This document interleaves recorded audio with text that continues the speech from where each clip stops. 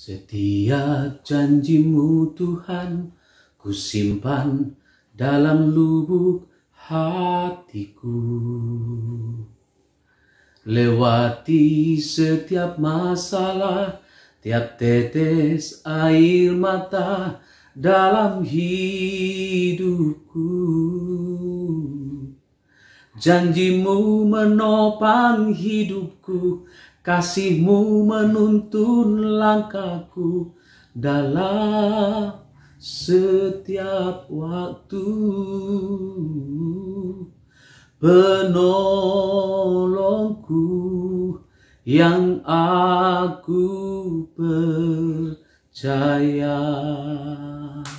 Shalom Bapak Ibu, apa kabarnya? Pada hari ini saya percaya kita ada dalam kasih dan penyertaan Tuhan. Saya rindu membagikan kebenaran firman Tuhan dari Markus 16 ayat yang ke-14 dan ayat yang ke-15. Bunyinya demikian.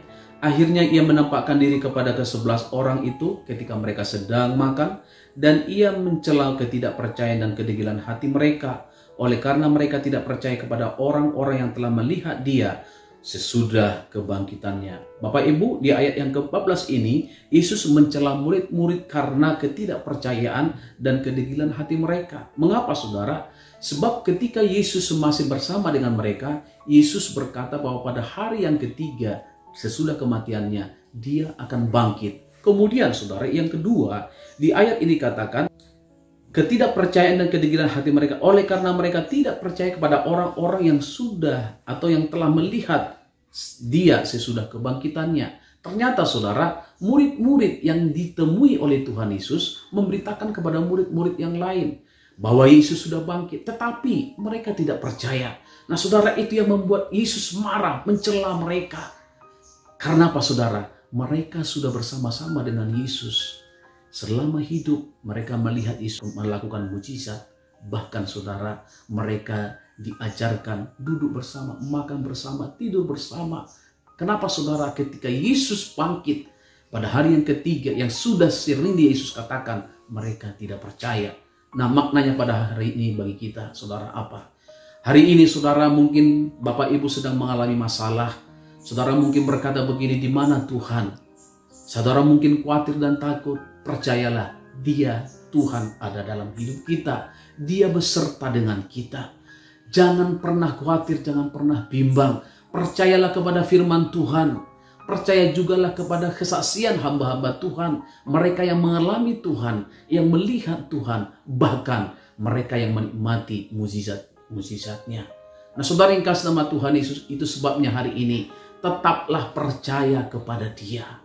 Yang kedua, Bapak Ibu dikatakan di sana ayat ke-15, lalu berkatalah ia kepada mereka, pergilah ke seluruh dunia, beritakanlah Injil kepada segala makhluk. Bapak Ibu, kita perlu memberitakan Injil. Kita perlu memperkatakan firman Tuhan. Kita perlu meneguhkan orang-orang.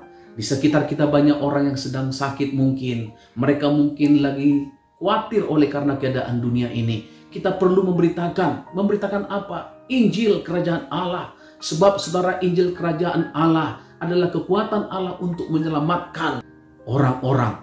Untuk itu saudara yang kasih nama Tuhan Yesus, kita perlu beritakan Yesus itu hidup.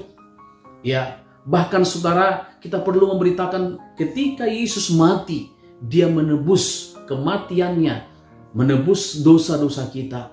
Itu sebabnya saudara, kita perlu beritakan itu. Dia menebus kesalahan kita. Dia mati untuk menebus hidup kita. Dia mati untuk menyembuhkan kita. Dia mati untuk supaya kita terlepas yang namanya dari penghukuman kekal.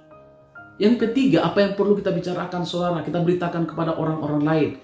Kita perlu beritakan bahwa Yesus tidak mati selamanya.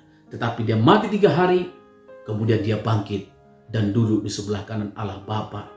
Dan dikatakan oleh firman Tuhan, dia duduk di sebelah kanan Allah Bapa untuk mendengar seruan dan doa kita. Jadi hari ini Bapak Ibu, apapun keadaan yang kita sedang hadapi, percayalah kepada firman Tuhan. Kemudian percayalah kepada kesaksian hamba-hamba Tuhan yang memberitakan, yang menyampaikan bahwa Allah itu Allah yang ajaib, Allah yang menyembuhkan. Kemudian yang ketiga, sampaikanlah, beritakanlah Injil kebenaran yang memerdekakan dan yang menyembuhkan. Tuhan Yesus memberkati saudara dimanapun saudara berada. Amin.